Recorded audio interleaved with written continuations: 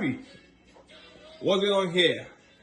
Hey, I'm gonna be making Edikaikong. Really? Yeah, calabar soup or Edikaikong soup. Real, but with Igbo flair. My Biafran Igbo flair. Oh. Yeah, I got shred stockfish, periwinkle stockfish, smoked fish, Okazi, snail, waterleaves, but uncut. I'm gonna have to cut it.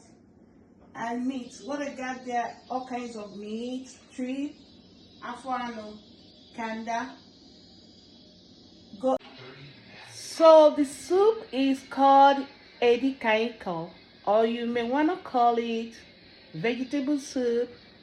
So it's originally from the Calabar people, the Efik and Ibibio people area, but we the Igbos, we have an adoption of it where we add our own flavors and herbs and what